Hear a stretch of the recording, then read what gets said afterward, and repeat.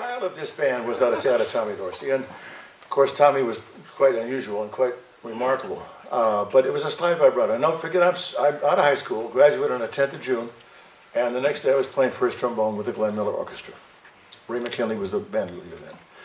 So I'm, getting, I get to Racine, Wisconsin. That's where they said to be in Racine, Wisconsin on the 11th of June. And there I'm like, I couldn't sit down. I couldn't, oh man. And the band, I see the band bus come in, and it says the Glenn Miller Orchestra. 17 years old. Can you imagine the feeling? My heart's going like, oh man, I'm here. I've arrived. Okay, so the band comes in, and the band bus in those days, you had to walk up here, and the suits were on the rack there, right? And Ray McKinley, who was the band leader, I hadn't met him before. Long story how to get a band, but they heard me and they hired me. And so I had never met Ray McKinley before. And I grew up in South Euclid, Ohio, just outside of Cleveland. And I was taught in those days, you don't address somebody that's older than you with, hey, Ray, how you doing, babe? Or I couldn't say Mr. McKinley. So I kind of combined stuff, and I said, I walked up, and he put his pants on for the gig. And I walked up and I said, Ray McKinley, I'm Jiggs Wigham. He looks down at me, he says, no shit. That was my introduction to the professional music world. But after a while, we became good friends, and he showed me a lot of stuff about time and stuff. But here's the style of the Glenn Miller Band. 2, 3.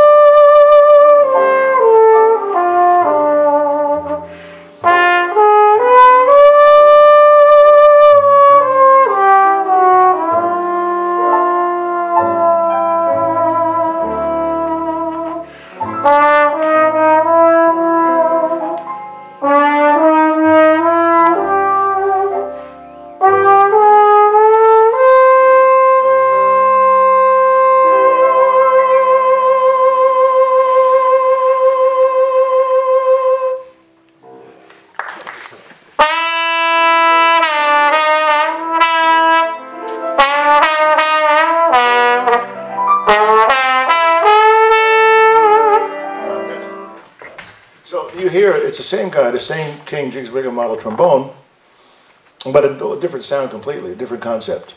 Okay, so that it's not a lot of the things. So I got to buy a Yamaha, or I got to buy a thing because it makes you. It's not really true. I mean, whatever horn makes you feel better and makes you sound better, naturally. But it's a matter of also 98% here in your head, because you can sound pretty okay on just about any horn. I'm not saying this that I love this horn completely. I've been playing it for 40-some years. Not this particular one, but the thing is that the ideas and the sounds are in your head, and you produce them the way you want to through air and through various things. You get an edgy sound or a warm sound. It's very simple to work on it. The concept, you guys probably know the name Vern Kagarice, professor out in Texas in Denton. He wrote a book. It's a great book. 3 chapters. That's it. Chapter 1, have a clear musical idea in your head. Chapter 2, blow the clear musical idea out of the bell of the trombone. Chapter 3, repeat chapters 1 and 2 over and over and over again. Well, think about that. That's all it is. If you don't have it clear in your head what you want to do, what you want to achieve, how can you play anything? It's rubbish. No sense at all. So it's important. Count Basie, I was lucky to play with Count Basie. And that was something special. I took Al Gray's place, by the way.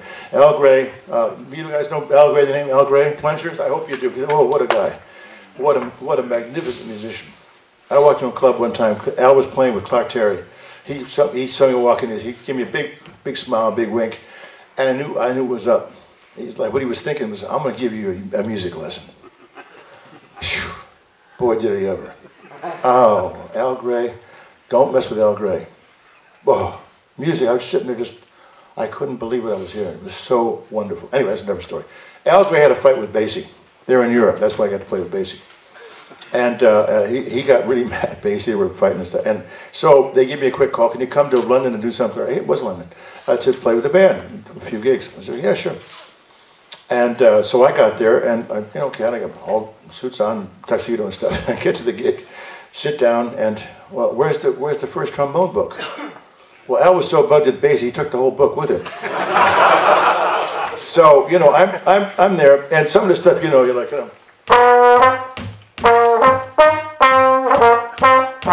yeah, we know that stuff, or April in Paris and stuff, but a lot of them I didn't know.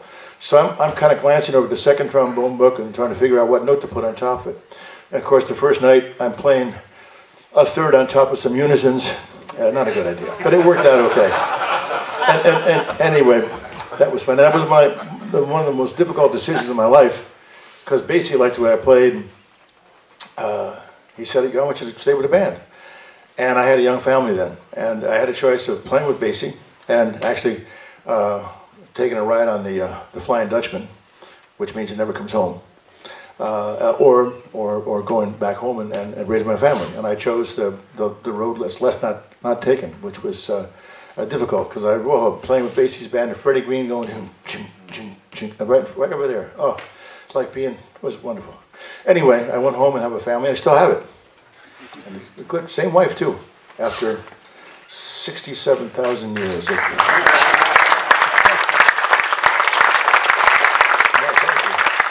Next year it's going to be, believe it or not, next year it's going to be 50 years.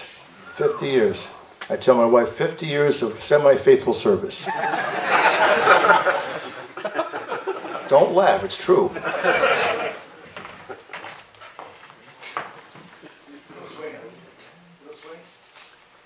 Two. Oh, two. Sorry. It's the same tune, baby. We don't change horses in the middle of this. 2, 3.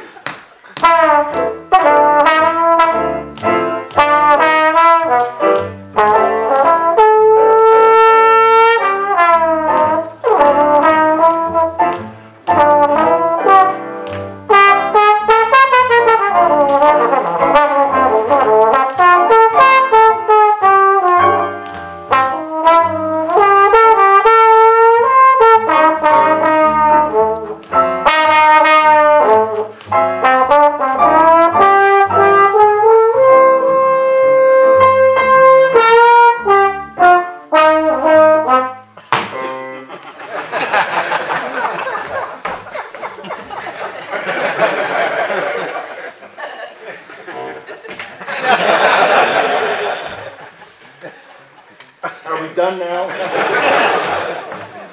Thank you. 1, 2. Oh, 1, 2, 3.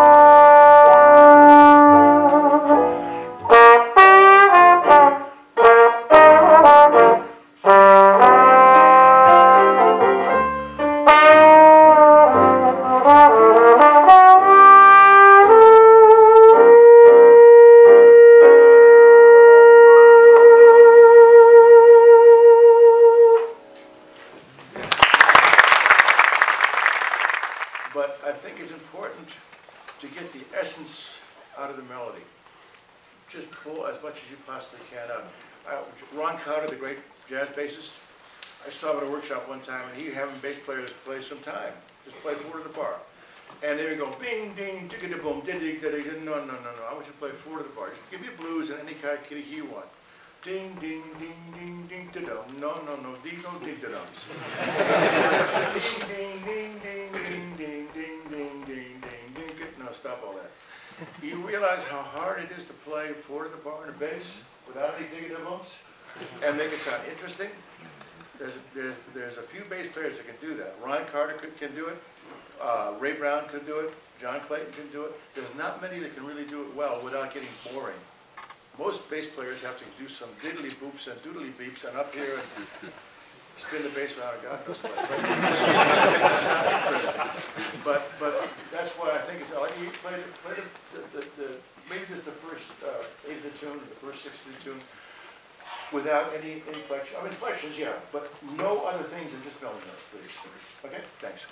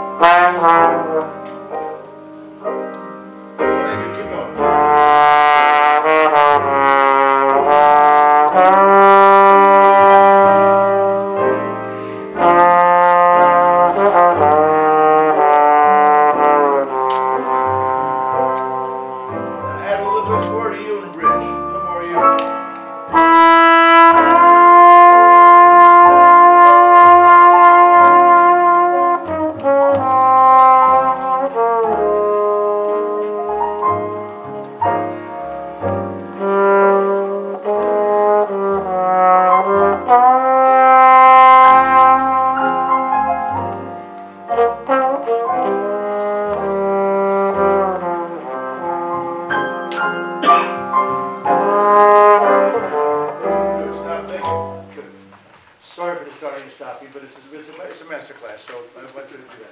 Okay, it's really very good. And I say sound, it doesn't have to be. We're not talking about John Philip Sousa. Bigger sound. And I think that would behoove, it would help you play a little more air. Use the air, put some more air in the horn, not to make it bombastic, to make it a more pleasant noise. 2, 3, 1.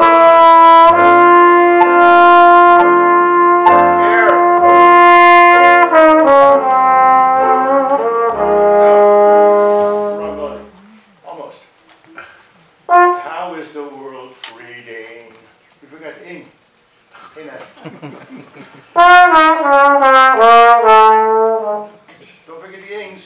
Bridge. 1, 2, 3.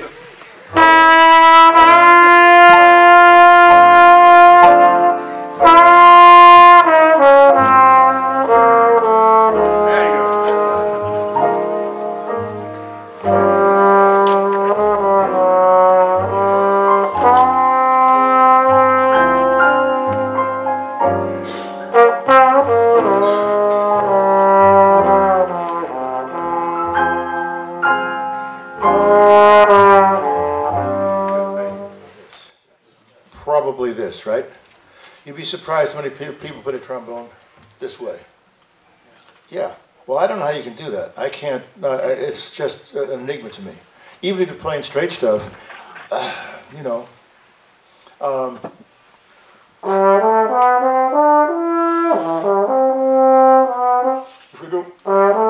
don't know how you do that.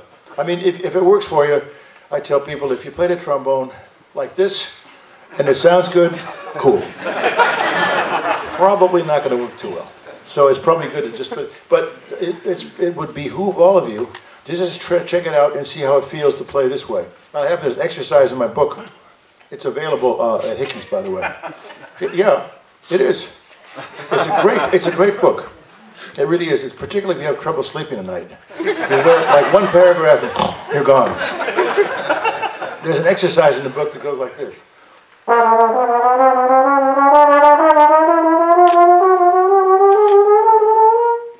You see what happened to my right wrist? It's flopping around. You hear that every note was in tune, accurate.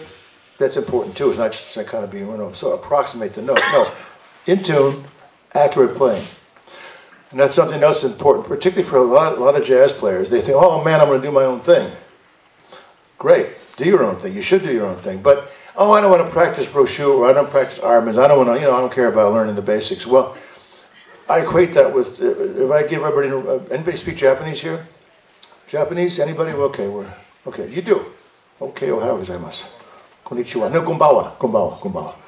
And if I ask you to write, go outside and in 10 minutes you got to write a poem in Japanese language. In 10 minutes, you go, what? Yeah, I don't know where to begin. If I'd ask all of you to write, because most of you are Americans or English-speaking people, to write a poem, a couple of couplets in the English language, then you come up with something.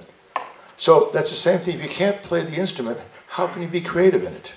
That just avoids, but we all have limitations. We're all human beings. No, there's no such thing as a perfect trombone player or a perfect human being, for that matter. It doesn't happen. We all have our little flaws and so forth. But playing the instrument properly is very important. Good air support, good slide technique, and so forth. Good attitude also. And that makes some sense to me. That's the most important thing. And loving what you're doing. Again, and we're running out of time, but I would like to... Any other questions at all?